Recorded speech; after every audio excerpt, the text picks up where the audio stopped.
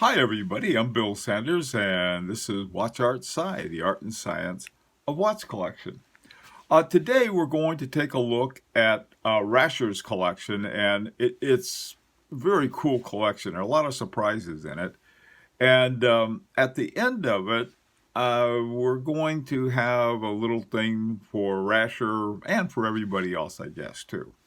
Okay, so let's get started. And the Ratcher's first watch is an Audemars Piguet Royal Oak Platinum Perpetual Calendar, skeletonized, self-winding. This is just it's an amazing watch. Might add a moon phase too. The being able to see that kind of complexity in a movement is a real treat, and that watch is it's an amazing watch. By the way, I have on my Beauvais 1930 Fleurier. Just I keep forgetting to have my wristwatch checked. Okay, the next watch is a Patek Philippe, and it's called the 5004P. And it's, again, a platinum watch. It's perpetual calendar, moon phase, split seconds chronograph. Split seconds is a rattrapante, one of my favorite types of watches. So this is, it's another one. First, that beautiful Audemars Piguet with see right how all of the complexities work, and now this Patek Philippe with a rattrapante. Man, I tell you, this is an amazing. I love this collection. Now the next one is an Arnold and Son CTB steel, and Rasher said that he also has one in gold. By the way, too, excuse me, Rasher said that he only picked certain ones from his collection. So this is not only there's probably more amazing watches in this collection. Now this is an interesting one. This has got a coaxial chronograph, and I didn't even know that they had the coaxials in the Arnold and Son. But in this one they do. So this is another cool watch. Okay, the next one is a Blanc Pain. Now, as you're going to see, Rasher's he really likes Blanc Pain, and I like to see that. I've seen a lot of collections that person's got, I got a whole bunch of Rolexes, or I got a whole bunch of Patek Philippe's, or I got a whole bunch of one thing or the other, and that's fine. But I like to see one where you have Blanc Pain isn't not mainstream, but it's not mainstream either. It's sort of one of those watches that everybody knows about, and they're not, not a lot of people appreciate them, but Rasher does, and this is a lot of fun for me. Okay, now this is the GMT 50 Phantoms, and this is a part of a limited edition in white gold, and this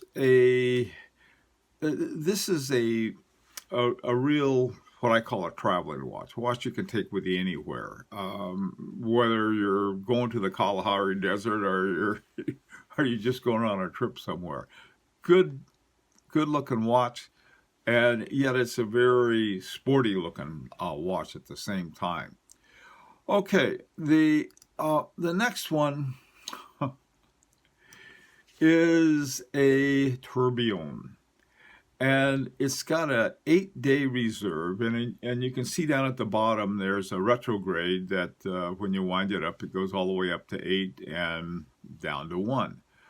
And then at 9 o'clock, you can see there's a 31-day calendar, and at the top, you get to look at the Tourbillon.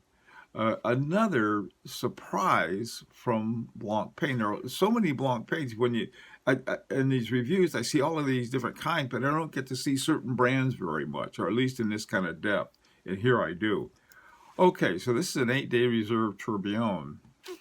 You're right. Okay, This next one is another Blanc Pain. And it's got this dark blue dial with a cream numbers. This watch is just a beauty.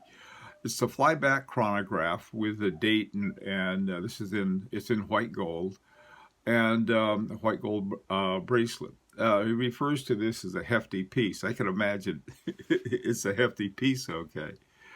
All right. Now these next two is a match pair from Omega, and it has the Daniels coaxial in it, which is where you see when there's a coaxial escapement in an Omega, you know which one it is. It's the Daniels one, but these are limited editions, and I got a feeling this was the original release, and these were in one's in rose gold. In fact, they're both in rose gold. One skeletonized, and one has a pie pan dial. You know, again, these are the coolest looking Omegas, and this is what I like about the collection. There's nothing in it that is sort of like the same thing over and over again. All right, so this is a very cool one. Okay, moving right along, we now have a Patek Philippe. This is a 3940G. And it's got the perpetual calendar, and this is in white gold. I really like the dial on this one, and I like the way the lugs go into the band. This is a nice watch. It's very clear. There's a lot of stuff going on here. You got your 31-day calendar at the bottom, along with your moon phase. You have your month over at 3 o'clock, and then you have your day of the week. I mean, this is at 9 o'clock is where the day of the week is. This is a nice watch. I really like this watch. It's a nice one. Okay. Finally, we're back to Blanc Pain again. And this is the 1735. The name of it is 1735. And it's one of only 30 that were made. And it's number one. I think that Rasher's got an in with Blanc Pain. You know somebody there. Made of platinum, tourbillon. Now, this is a tourbillon that's not showing off the tourbillon, which means you can wear it and get something done. With me, I'd be looking at the tourbillon all day. It's a minute repeater, split-second chronograph, and that's that Rattrapante. Perpetual calendar, moon phase, automatic. This watch it does everything. I mean, this is like a one-watch collection. It's really amazing, and it's the most complicated Blanc Pain that they made. Rasher ranks it right up there with the grand complications from Patek Philippe, and I don't blame him. I agree. Boy, you get a watch like that. That is just a super cool watch. And again, though, when you look at this, it's not cluttered. I mean, you've got at 9 o'clock, you got the day of the week. At 3 o'clock, you got the days of the month. At 12 o'clock, you got the months, names of the month. And then at 6 o'clock, you got the moon phase. And I'm not sure what that, let's see, 29 and a half. I think that's that's just part of the moon phase. I'm not positive on that, but this watch is just amazing. So is the rest of the collection. So now we've gone through the collection, it's time to say, what would you recommend? Well, first of all, Rasher's the kind of collector that I can't. How do you recommend to somebody who knows whose collection is like this? But I will have some collection. Now you've got Blanc Pain, lots of Blanc Pain, beautiful ones. Same with Patek Philippe.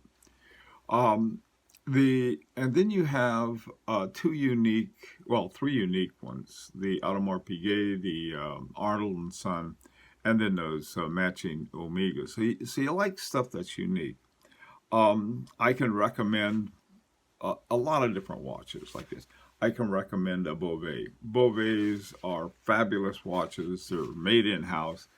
And it would be one to take a look at, I think, because this is just a very different watch than what you have. Another, and I do this a lot, and that's the FP Journes. FP Journes makes very interesting watches. One that I think you might like, and you don't have anything like it, it's called the Chronomet Optimum. And what it is, it has a Remontoir Egalite in it, this is one of my Grail watches. I really, really like it. There's another one by Lang and Heine, which is their Caliber 5, also has a Remontoir Egalite in it. So those would be two. Take a look at, in fact, just take a look at some of the FP Journes and Lang and Heine. Those guys are very creative, and I mean seriously creative and really good at it. Groenberg, some of the other ones, Kerry Voot and Lonnen, these guys have some really unique stuff going on inside beyond the tourbillon. Now, you got a couple tourbillons there, in fact, more than a couple. So you're all set with tourbillons. So take a look at some of these other ones with constant force. Now, the last thing I got for everybody is a recommendation. I did recommend the FP Journe. One of the more interesting FP Journes is the called the Chronomet Resonance, and I happen to have one. And the interesting thing is that I have the original, which has the identical dials, and setting the identical dials is sort of an interesting task. And so I thought, well, I'll make a little video, and you can take a look at this. It's just about a minute long. Here's a short video about setting the time on an FP Journe Resonance. First of all, you wind it up like it's wound up, and then you take off the top band. You pop out the crown right here. Now to set it for the left, you turn it to the left, and it'll take a while. There it goes, and it's a little before 12:15, so set it at 11:12, and it's about 12:13, so stick it right about there. Now for the right side, you just turn it the other way, and it'll go and go and go. 12. Okay, and it's now, see, about, okie doke, pop it in, and Bob's your uncle, you're all done.